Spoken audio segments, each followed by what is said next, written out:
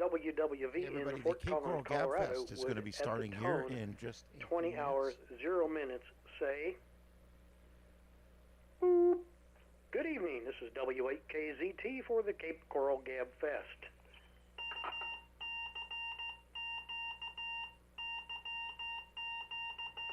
Welcome this evening from Cape Coral Gabfest in Cape Coral, Florida. This is Rick, W8KZT. I am your host for this evening, and we welcome everyone this evening on the second Thursday of the month for the Cape Coral Gabfest. We meet here on 146.490 Simplex at 8 p.m. local time every Thursday, and we welcome any and all hams to join us. After check-ins, we go through 2 rounds of comments, so please remember to stick around for the second round. As always, you may discuss anything you'd like, but our topic tonight is, a couple of them, what's your oldest piece of equipment that you have in your shack, whether it be using or not, and what type of manufacturer is it, and also what type of band do you like to prefer using, and what do you enjoy about that. If for some reason we've gone over that favorite band deal, I've got another subject that we can also fill in with. So at this point, we're going to go ahead and take some check-ins, and at writing speed, and please don't go too fast. I'm a little slow. This is W8KZT, and go ahead with the first check-in. Thank you.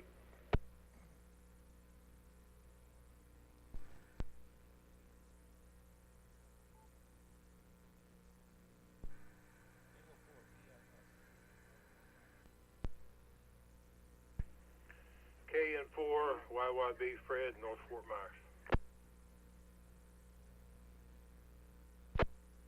Kilo 4 Romeo Alpha Bravo Rick in Fort Myers.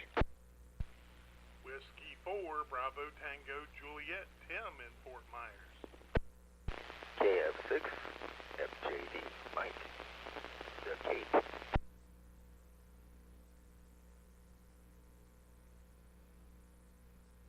KI4 GED Charles.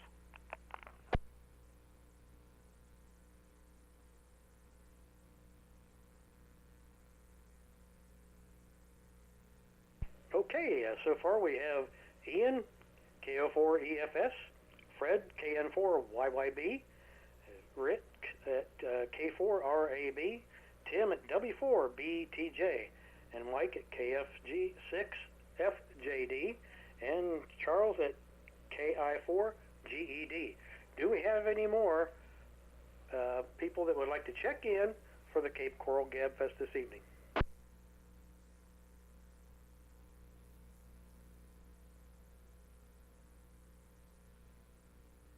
Okay, I heard nothing more, so we'll get started here in just a minute, Ian. A couple of things I want to mention. The swap shop is this Saturday at the normal place right there on Poetry Lane in North Fort Myers. It'll commence at 11 o'clock. They also have a Fort Myers Amateur Radio Club picnic that commences at 12 o'clock at the same location.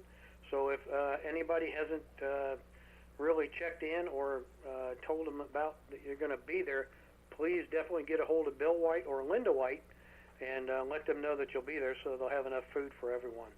The other thing is let's see, just wanted to check with John, which John Hunt's not on this evening, but maybe he'll be in a little bit. I was wanting to know if he had got a hold of anybody at the AARRL in reference to this classification changes, possibly, which may be just rubbish, but who knows? But we're hoping that might become a truth. So I was hoping John got that because I sent him some information on a couple of contacts, but haven't heard back from him. So let's start off with Ian, KO4EFS. Good evening, Ian. KO4EFS, yeah, good evening to everybody. I'm glad to hear everybody out there on the Simplex net tonight. I do love the Simplex net. I think it's my favorite. It's good to hear everybody. Listen, we are live on the internet as well, and so if you can't hear everybody, you can hear them over there. Let's see here. That's at Starship Adventures. Other than that, I've got my Broadcastify feeds up on a computer. I think I told everybody on the Sanibel net. I got all 4 of my Broadcastify feeds now on one of these new Rosin 5 thin clients that I'm buying. These reconditioned HPs that I told you guys about. And they're doing really, really cool. Really, really good. And it has not crashed in 5 or 6 days. It's running 4 streams. So very, very happy with that. Wanted to mention something else. I'm having a hard time at work with all the movements there are at the board while I'm producing the show. I've been trying to figure out ways to improve my, being able to remember everything and not missing anything. And so I went and got one of these light bulbs, these programmable light bulbs, and I sit it in front of the board and I program it to come on 1 minute before everything that I need to make sure I do, and I have a different color for each assignment. And it's working so well now that I've got other producers in the building wanting their own light bulb. So I just wanted to put that out there. These bulbs are RGB LED. You can get a 4-pack for $20, and they're fully programmable, right down to the minute. And you can put one in your house and remind you to walk the dog or whatever. I just thought it was a neat thing. As far as my oldest piece of equipment, I've got a couple of old Kenwoods. I really like the older Kenwoods, like the 5000, the 4405, the 4400. I like the old Kenwoods. I also got an older 756 Pro 2 from ICOM. That's not quite as old as those other ones, but I do have some older rigs. I like the older stuff. I guess that's where I'm going to leave it for now. It's good to hear everybody. KO4 EFS. Well, super, Ian. Sounds like you have quite an array of good equipment there, and probably all of it is in excellent condition. And I hope you enjoy that thoroughly. So it sounds like you're in good shape. And also, everything else you're doing, hey, kudos for everything you're doing. It's great that you have us on YouTube and everything. We really appreciate that. And hopefully it will bring more people to the Cape Coral Gabfest here on 146.490. So at that, let's turn it over to Fred, KN4 YYB. Good evening, Fred. Good evening, Rick, and everybody on the net. I guess the oldest piece of equipment I got is a 1947 Helicrafter that I refurbished. It's a S40A, and I got an S38 Helicrafter. Also, that's about 1947 vintage. I got some old Heathkit two-way radios in here, and I got a Lampkin. Nobody's ever heard of a Lampkin. It's a deviation meter. That's what you use to see your deviation on. It's a real old. It uses the basal method, but it's real old. Other than that, I got a bunch of old stuff in here. It'll take me half a day to talk about all of them. So I'll give it back to you, Rick. I'll talk the rest on the next round. This KN4 YYB back to net. Okay, Fred, super. Hey, that sounds pretty good. Those Holocrafters are something else. I just acquired, I think I sent you a picture of that S27 Holocrafters, and man, this thing is in mint condition. And I'm not so sure about the internal, other than I did tip the lid on it just the other day and wiped off everything, just the dust, and the dust wasn't really caked on. It was just kind of laying on there, so it came right off. And I'm pretty sure that I think things probably going to fire up pretty good, but I'm afraid to at this point. I'm going to just go ahead and put it on the AC unit to get it up to power there. So we'll see what happens. So hopefully that'll work. But all the Holocrafter stuff you got, the S40A, the S38, those are pretty cool units, nice and heavy. This one that I've got, this S27, was a unit that was issued to the Navy in 1943, and it has a plaque on it for that, which is pretty neat. So that's cool. One thing I didn't like was the fact that I Googled what the value of the equipment was, and they don't hold much value at all. Like maybe mid $100 range, something like that. And I don't know if you've experienced anything more than that. And we'll turn it over to you, Fred, just for that, real quick. Yeah, I bought actually that 40A. I bought two of them so I could fix it because of the parts. They're good for about $300 now, I think, on eBay, if I'm not mistaken. The other one I don't think is worth that much. It's probably worth about maybe $80 or $90. Other than that, I'll get back to you, Rick. Roger that. Okay. Well, super. Well, you got quite an array there. That's nice. Okay, we'll turn it over to Rick, K4RAB. Good evening, Rick. And what do you got there? Okay, it's K4RAB. Well, my oldest piece of gear was something I bought, a kit I bought and built it. It is the Heathkit HW2036. Not the 2036A, but the 2036, which is one of their earlier, probably their first working synthesized 2-meter rigs. I bought it and built it in 1977. I still have it here. It hasn't been turned on in a while, so I'm not sure it still works, but I still have it. And Ian, you might want to know I got one of those little computers in. I haven't plugged it in yet, but I just opened it up and looked in it. And I think I'm fully confident I could get it loaded with Linux and have a useful machine. So anyway, back to net, K4REB. Okay, Ian, you have a response for that?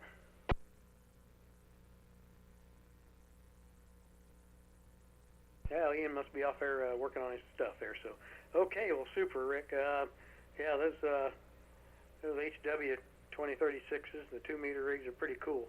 I wished I had something from, well, actually I do have, I shouldn't say something. I do have one of the old Drake 2-meter portable units. I'll have to get the model number of it over here. It is a pretty rare unit, and it's one that has a built-in power supply, has its own built-in antenna, so it's kind of like maybe like a first-time walkie-talkie kind of thing for 2 meters. And I think from what I asked over Google and everything as far as getting information about it, is probably like a 1-watt unit, which I thought that was kind of strange why it wouldn't be 5, but we'll see about that. But maybe the next round I'll have the model number. Okay, Tim, W4BTJ. Let's see what an array you've got there, buddy. Oh my, Rick. W4BTJ here. I just really don't have much in the way of old gear. I've replaced it over the years, and probably the oldest thing I've got is the radio I'm talking on, which is an old ICOM IC207H. Using it for a base radio. But other than that, I had some old Yaesus and a couple of ICOMs, and I gave them away to new hams, and one thing after another, just didn't hang on to the old stuff. When I got this FTDX10, I couldn't really see any reason to keep any of the old HF, and I just had everything programmed in this 207, and even though I've got a new FTM 300D sitting right underneath of it, I still use the 207 for my UHF VHF, so don't have much more than that. Turn back to you, Rick. W8KZT, W4BTJ. Okay, Tim, that sounds great. Well, at least you're passing on what you had to new people and getting them started into the hobby. That's a great thing. And that ICOM 207H sounds great as always. So don't ever get rid of that. Hang on to that puppy. But I wish I could get that model number of that one I've got. But I've got let's see, I'm kind of like you. I had an old Yaesu 2-meter rig that actually you couldn't even program the tones on it, and it was nothing but a Simplex radio. That's how old that was. And I got it from a friend of mine just after I got my license, just so I could talk to the guys up in Ohio on 146.430, which was what they called the big 430 up there, and got to meet everybody there, and it turned out to be great. So then it got me into the other Yaesu, couple mobile units that I started using before I got this 9700. But that was pretty cool. So, okay, Tim, well, thanks so much. Hang around for the second round, and we'll turn it over to Mike, KF6FJD. Good evening, Mike. Well, good evening to you, sir, and the rest of the net. Yeah, the oldest radio I have, and I don't think I'll ever sell it, is a Yaesu FT, I forgot what it is. Oh, 736R, which is a nice little base station, 2-meter 440, also has satellite capability. Boy, I got that radio over 20 years ago. Hasn't failed me yet, so haven't fired it up in a while, but it's a sweet, sweet radio. Great. Is that all solid state unit at that time? Yes, sir. I figured it might be, but just wanted to check for sure. But yeah, I know Yaesu's still got the HF riggers. They'll walk the FT101s and stuff like that. They've been back years and years and years ago, and they're still selling for big money, and people are still using them today. So that sounds great. Well, let's turn it over to Charles. Charles, you should have a few oldies but goodies. KI4 GED.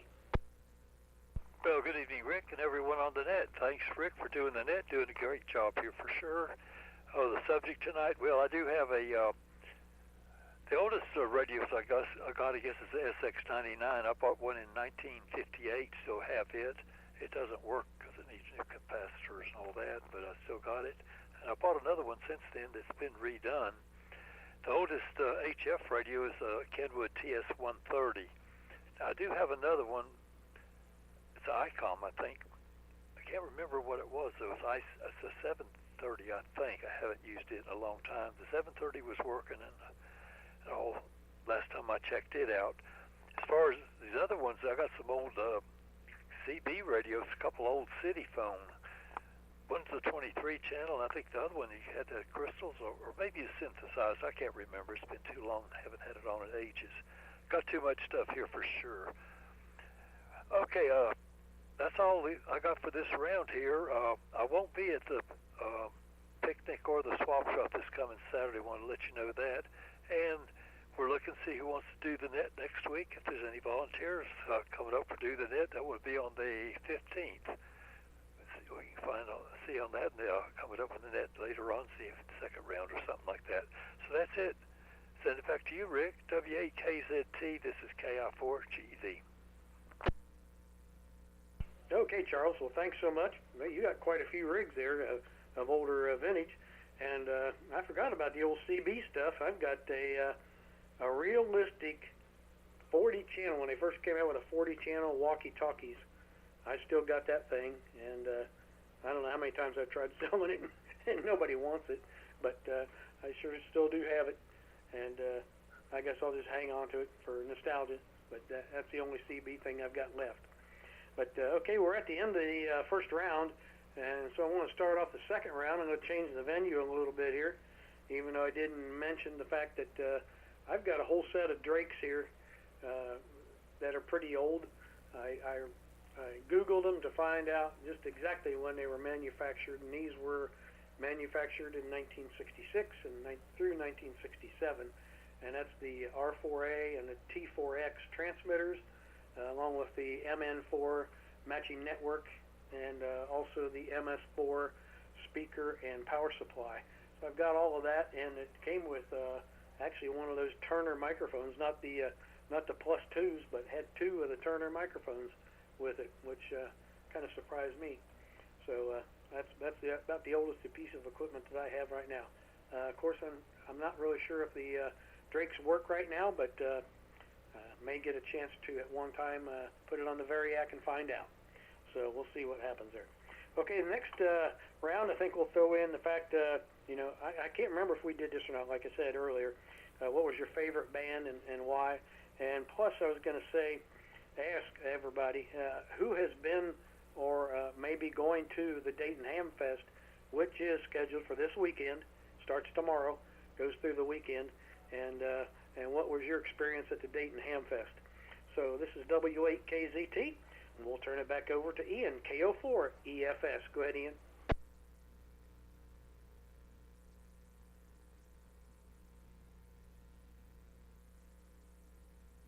Well, nothing heard. Okay, we'll switch back from Ian going ahead to Fred. KN4YYB. Go ahead, Fred. This is KN4YYB. The best band I like, I guess, would be 40 and 20.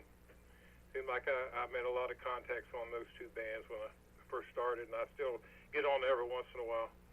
But VHF is okay. It's just you don't go very far with it, but it's nice and clear. But I don't know. I'm just kind of partial to the older bands, I guess. That's about all I got, Rick. It's KM4 YYB. Back to you. Okay, Fred. That sounds great. Well, I can understand you're liking 20 and 40. Good bands. So, all right. Well, Rick, K4 RAB, the king of CW. What do you think, Rick? Oh, well, it's for bands, I guess it's HF, all the ones 40, 30, 20, 17-meter bands are good bands. That's turned out I've operated that a couple of times with great results, so I like that band too. So don't forget those work bands. And 30-meter band's pretty cool. So anyhow, but trying to think what else. I guess that's it for me. Been to Dayton a couple of times, 2005 and 2015, and enjoyed both times. I'm not going this year, but of course it's huge. You better have some kind of insoles or something on your shoes, or you'll wear your feet out. Because it is enormous, but it is fun to go. So every ham ought to go at least once. I've been twice. I don't know if and when I'll go again. It just depends. But anyway, I'm to the point in my ham career, if you want to call it that I've got just about everything I need and want, and don't want to have to make a huge trip to go off up there. If I were going to go up there, of course, it'd be for the QRP thing. So anyway, that's it for me. Back to you, K4RAB. Well, roger that. Okay, yeah, I'm with you there on the bands. I'm just really surprised that 30 and 17 aren't more used than they are. I mean, I love 17 meters, and the reason I like it is because normally it's not real crowded. There's people on there that like to do some really good QSOs instead of this stuff on 20 meters, which is signal reports, and that's about it. That gets to be pretty old after a while. But, yeah, I like the regular QSOs, so 17 meters happens to be my favorite. So I'm with you there, buddy. All right, well, Tim, W4BTJ, what do you think there, Tim, on what band and what do you got going? Well, Rick, as far as HF, I'm definitely a 20-meter man. I love my 20-meter band, and I had some great contacts on it. It's just nothing to say bad about it, considering no more of an antenna that I'm running and operating here. I had some really good luck around the world, and that would probably be it for me. 20 meters is my way of in about where I stay all the time. I do like 15. Not too many people have mentioned 15 meters, but 15, there's a lot of international DX on 15 meters, and I had a real good rag chew just last night on 15 with a station in Russia. So, pretty interesting. And we talked a good 5 minutes there. Had a good QSO. I don't know about any other bands. I really don't operate much on 40 or 10. 80 is just kind of a little noisy out here. It's the only band I've got there. I have a lot of noise, and I think it's from an LED street light up by the school. But other than that, that's pretty much it. As far as Dayton Hamfest, I had planned on going this year, but little medical issues and getting things straightened out. Seems as though I'm going to miss seeing the guys from the Big 430 there, Rick. So, it's Yeah, it's a good place to go if you're looking for something or just want to see what's new out there in the industry or the market. Turn it back to you, W8KZT, W4BTJ. Well, roger that, Tim. Well, I'll tell you what. Yeah, that is the premier hamfest, I think, probably of the world.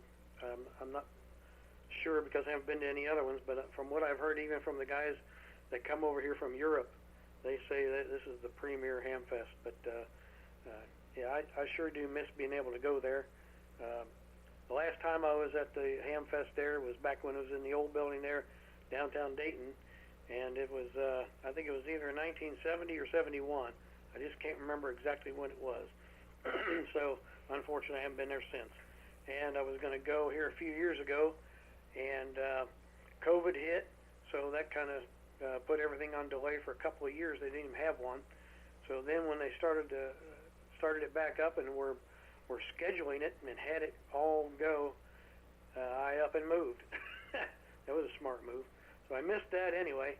But shoot, I hope one day that I'll be able to get back there. I did get some sort of information by way of Facebook from Tim1. You'll know who Tim1 is, and he sent me some information about the booth number and everything that they'll be in this year for the equipment that the guys from the club will have in there, and they have the same booth number as they had last year. So if anybody's going to be up there again, you can look up the big 430 group up there and tell them I said hello.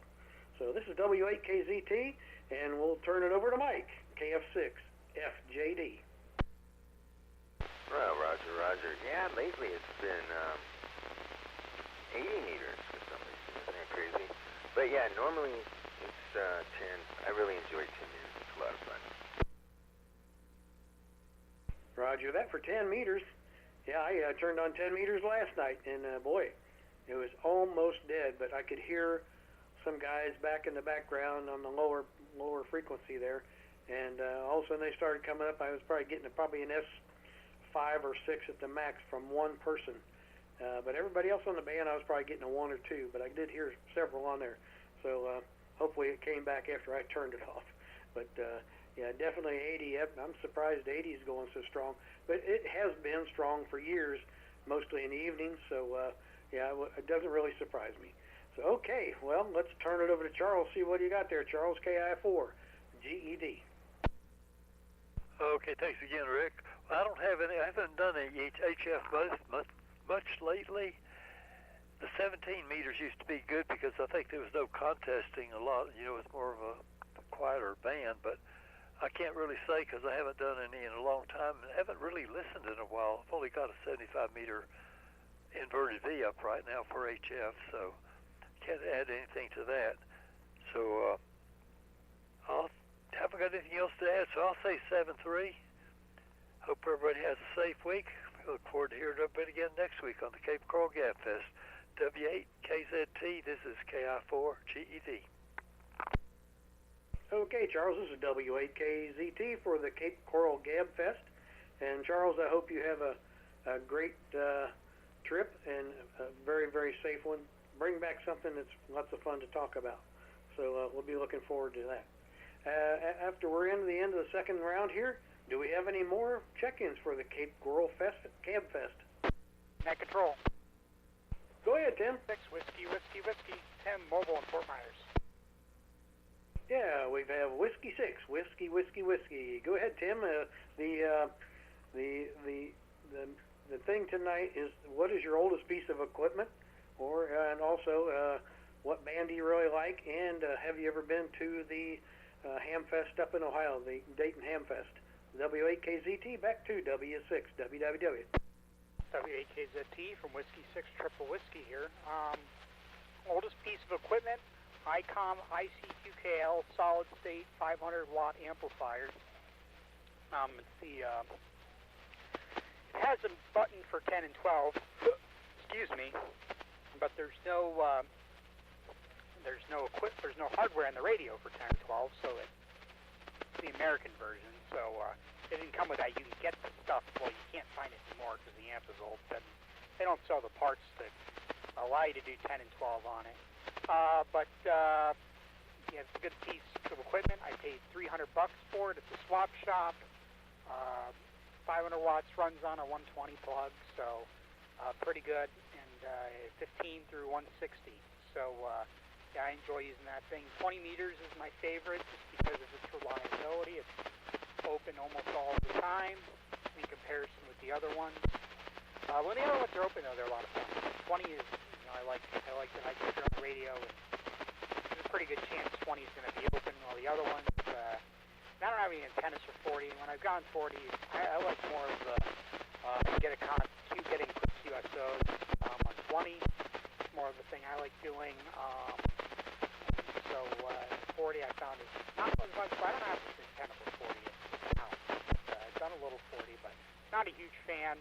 More of a 20, like 20 in nighttime in the summer. 20 tends to be quite good into Europe. So, anyways, I'm gonna have to go with 20. But of course, when 10 and 15 are open, that's a lot of fun too. So,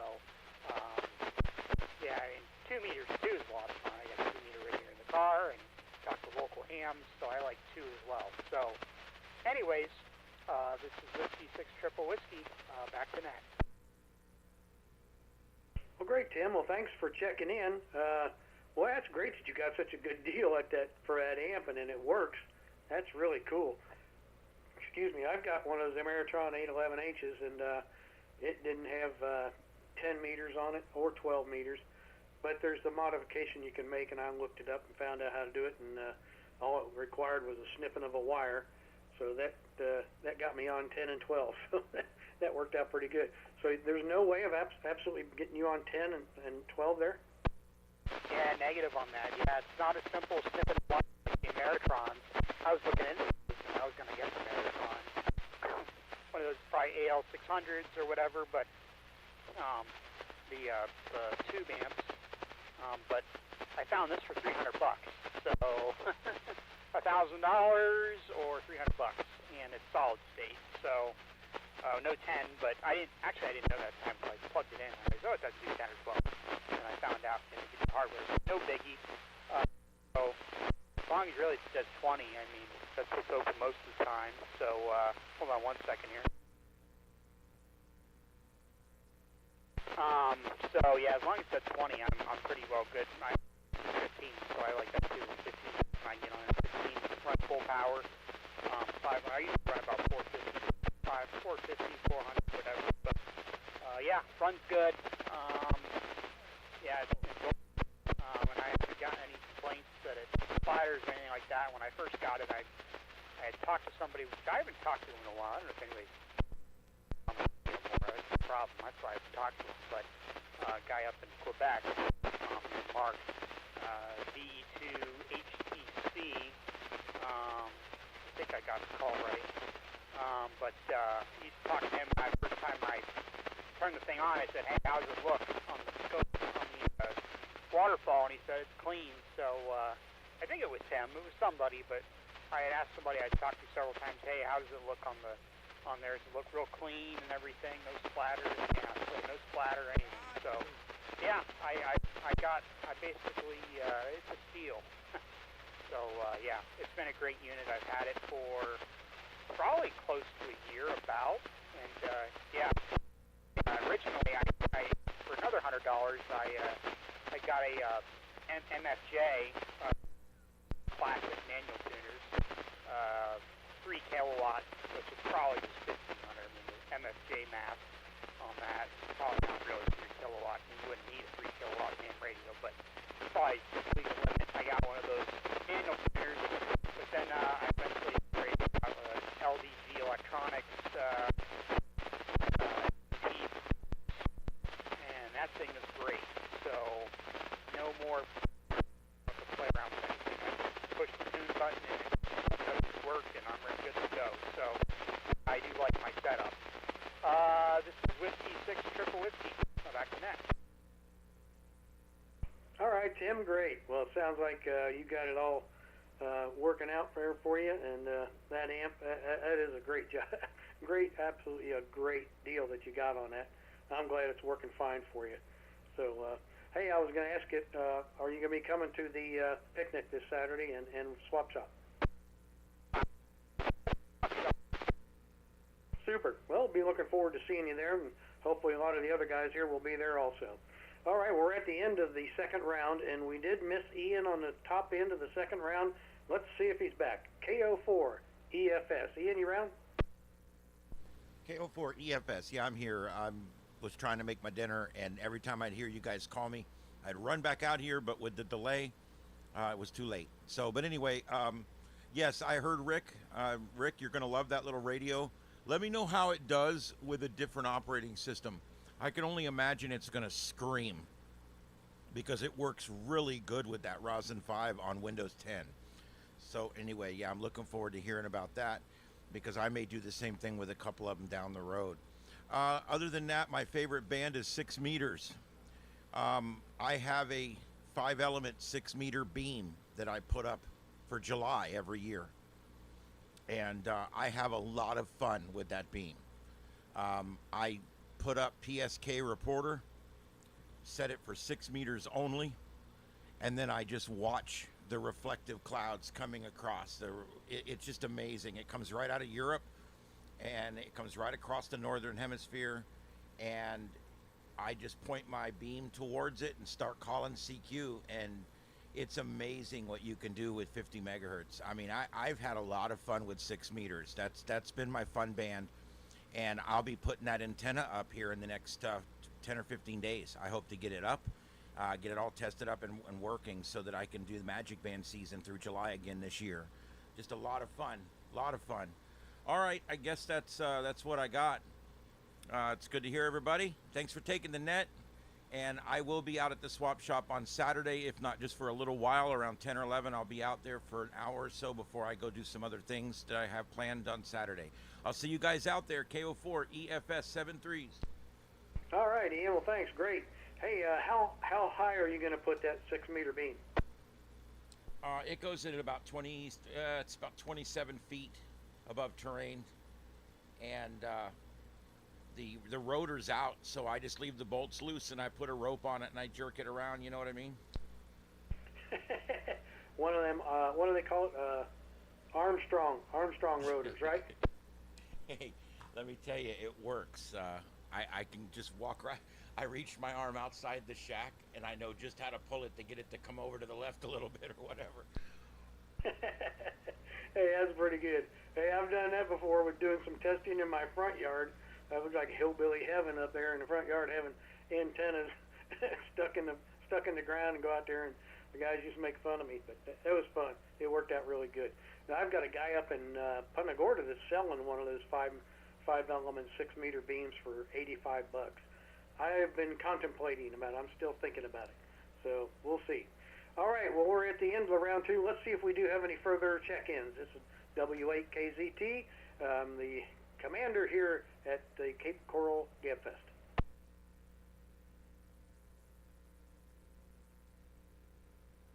Has anyone else heard something I didn't? Any further comments or suggestions? Okay, well, we'll call this the end of the Cape Coral Gabfest at 8:37, and appreciate everybody's participation this evening. It was great. Great to hear everyone, and we're looking forward to hopefully seeing everybody there at the swap shop this Saturday. And until then, we wish everybody 73s. Have a great evening and the rest of the weekend, and stay safe. This is W8KZT. Good evening.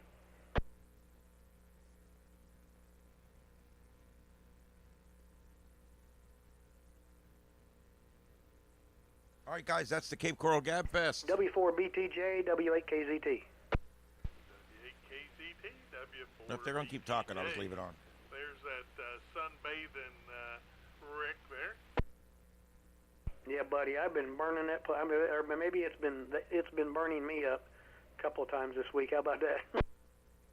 Oh well, hey, beautiful time of the year to go to the beach. Hey, I'll tell you, the water isn't too bad. It takes a couple of seconds to get used to it, but well, I'll tell you, after you're in there about a minute, the water's warm. I mean, it's really weird turns around from being chilly to warm really quick. And shoot, we sit out there in the water and just lounge around and just talk and just have a good old time. Well, isn't it up into the upper 70s or low 80s already? It should be, I'm guessing, about 83. It was 80 about a month ago. At least that's what the guy on Wink Weather said. So I'm just guessing it's at least increased by 3 degrees, maybe. Yeah. Well, it's like I said, it's a good time of the year to go. Yeah, and I hear they've kind of sifted all the debris out of the beach sand there, so you can kind of be barefooted a little bit. Yeah, the wife wears her beach shoes there, and I don't, but I figured, yeah, they probably got it pretty well cleared up, which it does. You know, after Ian, this is weird. I think it was there, or no, I think it was Fort Myers Beach. When we went to Fort Myers Beach, I stepped on a huge piece of glass. No, not big, real huge. It was probably about 8 inches in a triangular shape, but it was like a curved part where it was like at the edge of maybe a big window or something. And thank goodness that it had been traveling along that sand long enough to dull the edges and didn't cut my foot off. Roger that. Yeah, it's been many years ago, but after a storm, I was walking the beach and a big staple, about 4 inches long, like a roofing staple, went right through my foot. And boy, that you talking about hurt. Well, how long did it take you to get down from once you got halfway to the moon from that one? Oh, that was rough. Tetanus shots. Yeah, boy, it took it quite a while to heal. I would bet. You know, it's untelling what's. I mean, if you were at Fort Myers, Fort Myers is a nice beach, but I don't like the fact that the Caloosahatchee empties right there, and that Caloosahatchee's nasty. Yeah, we had some friends visiting from up in Claremont County, and yeah, we was just enjoying the beach. I was kind of running along with them, and next thing you know, I stepped right on that thing, and it was sharp. It went, I mean, it penetrated almost all the way through the foot.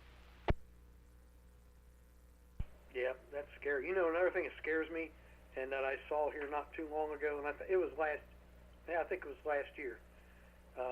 This lady and her husband, they come hobbling up about probably 20 yards out in the water, and all of a sudden she's, oh gosh, hobbling, trying to get out of the water, and she had one of those great big fish hooks stuck right in the side of her foot.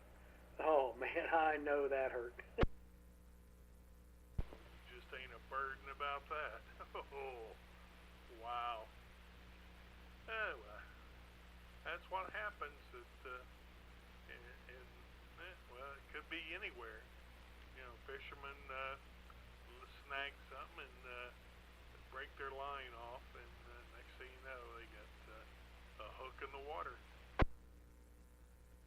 Yeah, but you know what? I don't understand why they allow fishing where there is a swimming area. I mean, I don't get that. That should not be allowed. But I've seen guys where we were at several times, come up and where there's not a ton of people there, then they start casting out there like it's nothing. Yeah, that they do. Don't,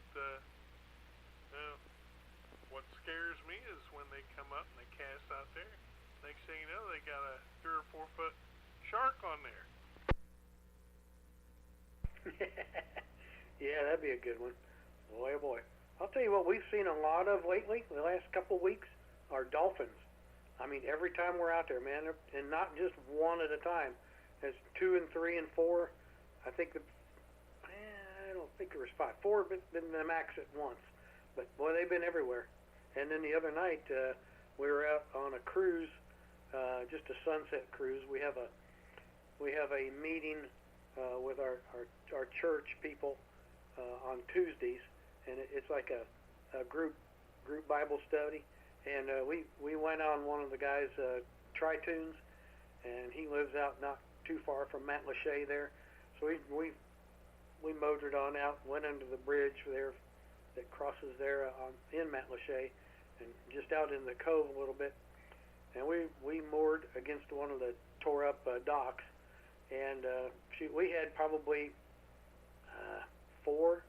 at least 4 or 5 of them right there that were they were around the boat and just out maybe about 20 yards. But it's funny how close they got to the boat. I think they thought maybe we were going to feed them something. But yeah, that was pretty cool.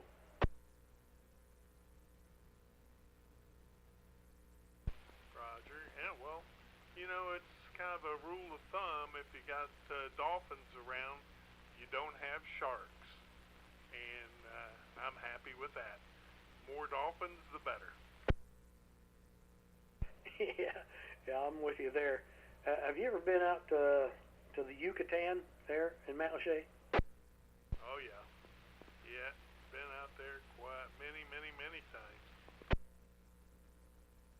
The last time we went out there was just after the last hurricane, and they had already just opened again, and we were sitting out there right along the water, and this really good-sized shark come right by where we were sitting and just kind of cruised around the whole perimeter of the land there, and he went all the way out into the cove and around, and you could see him all the way down there. He had a pretty good-sized shark, so he had a good, dorsal fin, and it was sticking up, so you could see him pretty far down there, and he just followed the coastline all the way down around there and then came back out and went out in the Gulf. But, yeah, he was a good size, buddy. Oh, yeah. Yeah, it was back, it must have been back in the 80s. Yeah, I used to do a lot of shark fishing with my uncle there off Sanibel. And we caught some pretty big ones. Yeah, I'll bet. And, they used to do that in the evening, fish for sharks in the evening and overnight there at Cape Coral. What is it called? The boathouse, where the boathouse is, or was, until it burnt down. Do you remember the pier there? Yep, yeah, even been in there fishing. Yeah, yeah, all along the inlet there on the river there at Sanibel Causeway. And, yeah, there used to be some pretty big sharks in those waters. Yep, I wouldn't doubt it. They're probably out there. We just don't see them. But yeah, we'd seen a YouTube video about these girls that were doing the parasailing. I don't know if you saw that or not. And I think there's 3 girls parasailing, and you know how they'll be going along pretty high, probably 600 feet. Then they dip them down, and then they bring them back up. Well, as they were dipping these girls, going to dip them down, as they came down, they were videoing this, and there was like 6 sharks right where they were going to be dipping them down, and they were screaming, hooting, and hollering. And finally, I guess the driver of the boat got the idea and pulled them back up. But that was too close call right there. Yeah. I got a lot of respect for sharks. I was snorkeling.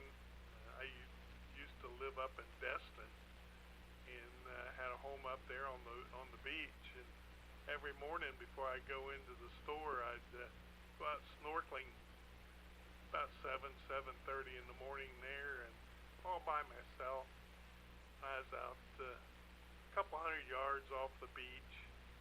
And all of a sudden I felt something boom right into my back, and it bumped me pretty good.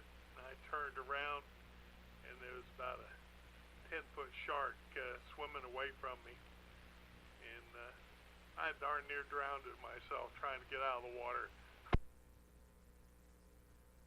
I was going to ask you, did you walk or run on the water? Well, I was about 10 feet down, and I sucked enough water. I'm surprised I didn't drown. Yeah, I'll bet. Yeah, that has scared the bejesus out of me, that's for sure. Jiminy Christmas.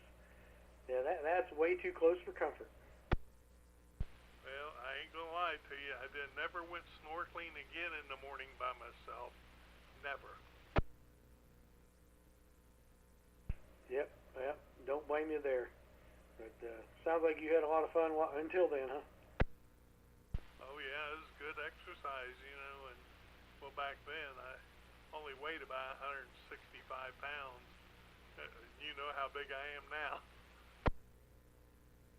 Yep, well, yeah, we all get to that point for sure. But yep, I think if I weighed 165 pounds then, I probably weighed 150 by the time I got back. I'd have burned up so much getting out of there. Just about, Rick. Just about. Yeah, it scared me pretty good. But between that and some other things there, I'm kind of glad I left that area. But it is beautiful up there if you've never been to Destin and Fort Walton Beach area. The water is crystal clear, and the beach is just gorgeous. Yeah, actually, we went on vacation there. When was it? Shoot, it's been probably about 7-8 years ago, and rented a condo that was probably 100 yards off of the beach to the north from there, and that was nice. And I'm telling you what, that's the hottest sand. Jiminy Christmas! You couldn't walk on it barefooted. It was so hot. Yeah, it's like sugar sand, and it does get hot. What, were you around the Sandestin Resort area? Yeah, it was.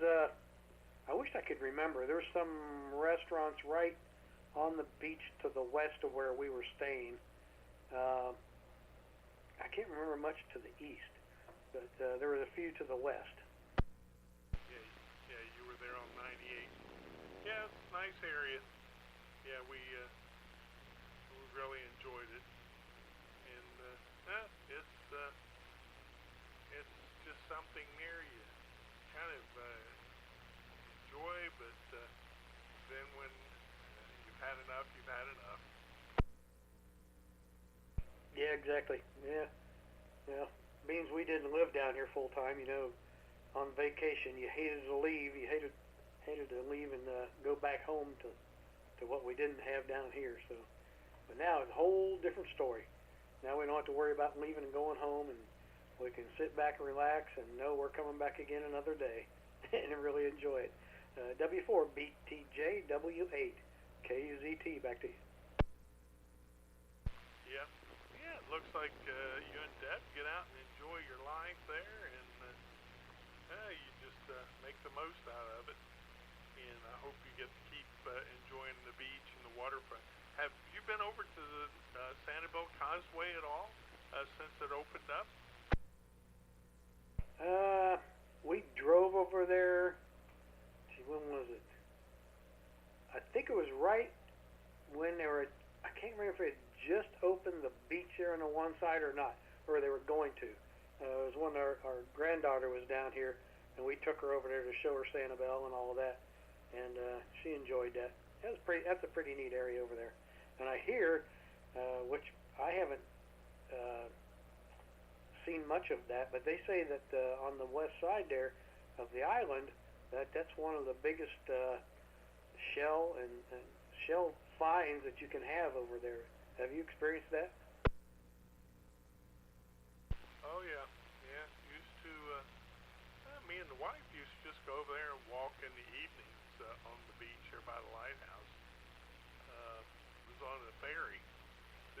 have the causeway back then. Now you're showing your age here, buddy. But yeah, that sounds like a pretty cool deal, though, to get over there. But yeah, we really like it over Sanibel. I can't remember. Bowman Beach, that's what it is. That's where we used to go. You're familiar with that one, I'm sure. Oh yes, Bowman Beach. Used to go to Fort Myers Beach when there's a wood bridge that went over to the beach, and you go up like about a quarter of a mile, and the road just stopped.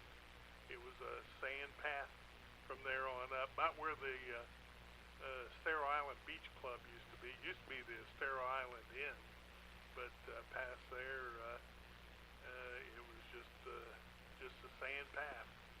A lot of beach buggies, things like that. But those were the days. It was a small fry operation over there on the beach. Yeah, but that was probably when it was really great. And not too crowded, have a whole lot of fun. That'd be fun if they have beach buggies and all that kind of stuff going on back then. It's something you can't do now for sure. But yeah, it's not. I mean, you go down past Estero and everything. That's where we go to the beach there in Bonita Springs. And I think it's. Are you familiar with where Docks is there? Yep. Yeah, that was the last place we had lunch on the beach. Was Doc's Boathouse. Yeah, that's where we had. We got a couple of hot dogs there today, just because we were coming up here. Actually, we came back and jumped in the shower real quick and went with our neighbors out to Low Key Tiki and had dinner out there. It was a fun-filled, busy day today. Roger. Do you go out to Maselli's there on Pine Island any? Yeah, we've been there several times. Matter of fact, when we first moved here, we went out there a couple times and ate inside, and we really didn't really like it. But after the hurricane and everything, once they got back up on their feet, it really changed a whole lot, and for the better, for sure. So yeah, we've been out there a few times, and we enjoy it. Just sitting out back until they start having the bands play, then it gets a little bit too loud. WAKZT, W4BTJ Friday. Yeah, it's a nice place. Kind of like it. Go out there. We have some friends that are in bands, and when they're playing there, we'll go out and sit for an evening and listen to them. Yep, that's not too bad. Yeah, it's not so bad if you go out there to listen to the music, but if you're there to talk to people, and that's pretty tough. Do you remember when Hooked was there? That was the very first restaurant we ate at when we started coming down here. Oh yeah, yeah. Yeah, back in the days, you used to spend a lot of time at Bert's was out there. As a matter of fact, I just was sitting out on the lanai and just had a Bert's coaster underneath my tea there. Yeah, we've heard a whole lot about Bert's.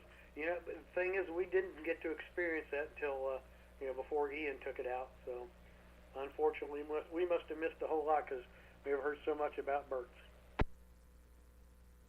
Yeah. Used to ride our bikes out, go out to the Ragged Ass and the Double Nickel, and really enjoyed the island there. Used to go to the north end there, and used to be a good little fish house up there. Been so many different names right there on the end of the island there. But over the years, it's changed like everything else. Yep. Jugs Creek is up at the top end there, too, if you've been to there. We stopped there, probably been at least a month or so ago. And the only reason we stopped there, where the heck were we? We ate at Low Key Tiki, and that was, I think it was like 4:30 or so. And then we went down to the end of the island there, the restaurant on the right. So we just stopped there and had a pop and That I think they had an iced tea or something. And then so we started to come back, and the traffic, because the bridge was one down to one lane, and at that time everybody I guess was leaving trying to get off the island. The traffic was backed up all the way to the T there. So instead of doing anything, we went around the traffic there because it was stopped. We went around there and went north and went all the way up to where the bend is there, and we went straight and went into Jugs Creek. And shoot, they had a band there, and we sat there and listened to them and had a few drinks. And I think it was about 6:30, 6:45. Jumped back in the car and came back down, and all the traffic was gone. So it worked out really perfect. Well, that's good to hear. Yeah, we kind of don't venture much past Maselli's. We used to, we spend a lot of time on the island, but it's just got a little older and just try to stay clear of the traffic mess and let them get it all fixed up again, and then I'll patronize the places out there. Yep. Well, I'll tell you one place that's fixed up again. I can't remember what the name was, but it's a new name. If you go out to the T there and turn left like you're going towards St. James City, probably about a quarter mile down on the right, it's now called Kickstands. That was right on the tip of my tongue. It just went across and I forgot. But anyway, Kickstands, we stopped there one day and nobody was in the place but us. And shoot, we had a great meal. Yeah, it's been a while since I've been out there, but I don't think I've been out there since Ian.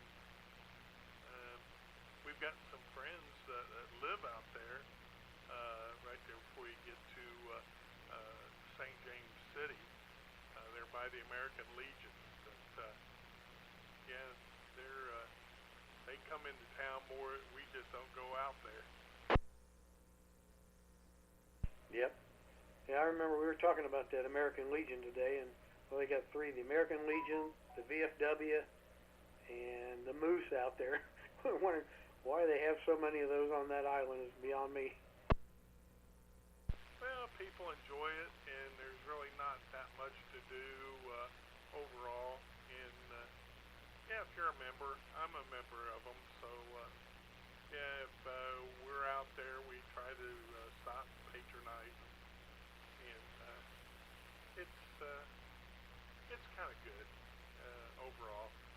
People are pleasant, and usually it's a little different than some of the other places you can stop in at the island.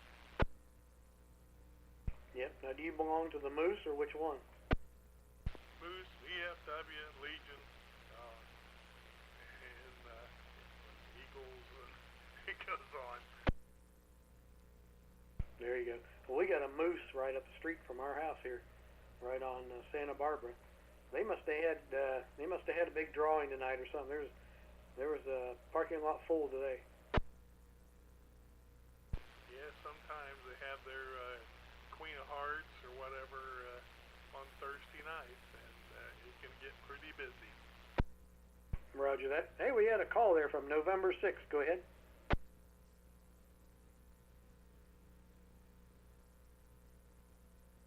Sure can. Go ahead. This is W8KZT.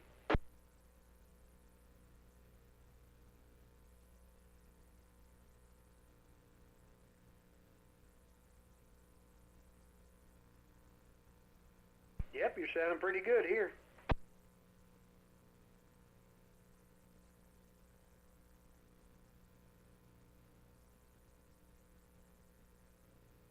Is that right? Well, that's pretty cool. Well, you should be able to do all right. So you're probably coming in here at about an S5, all right?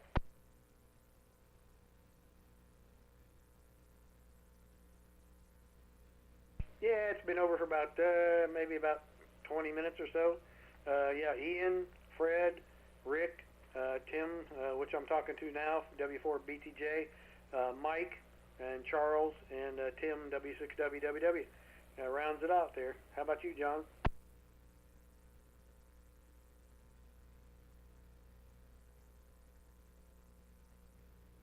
Roger. Will you be coming to the swap shop and the picnic Saturday?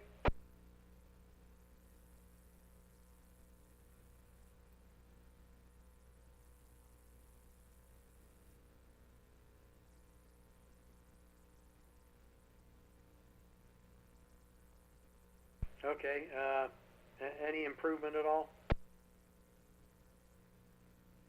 Okay. When I'm done talking to Tim here, I'll give you a call.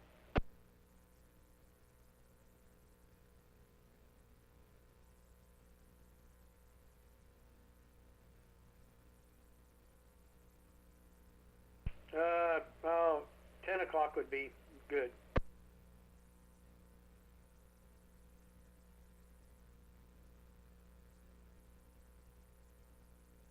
Okay, John, thanks. November 6th, Juliet Delta Hotel, W8KZT. Okay, back to you there, Tim, W4BTJ. W8KZT, W4BTJ. Well, Rick, why don't I just let you go there? It's Thursday night. I got to take the garbage cans to the street, do a few other things tonight, and maybe catch you a little later on.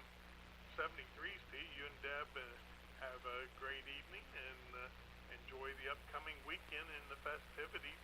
I won't be out there myself either, but be thinking of you, and hopefully everyone has a great time. So with that, catch you later, my friend. W8KZT, W4BTJ. Okay, Tim. Well, super. Tomorrow I'm going over there. We're going to finish up the straightening up of the swap shop and everything. You got to see how decent it looked. Of course, you probably never saw it when it was like somebody had thrown a bomb in there. But, yeah, boy, I'll tell you what, it has come a long way, and I think it looks terrific. I bought a couple of steel, I'd say they're bar-type steel stools that they can use in the back room or what. I don't know where Bill's plans on putting them, but I bought a couple of those for $30, so we're going to put those in tomorrow and get everything else straightened out and be ready to fly on Saturday morning. We're going to be over there, I think, at 9 o'clock on Saturday morning and getting things ready for the picnic and, for the swap shop. So, Tim, have a great evening, and we will talk to you soon.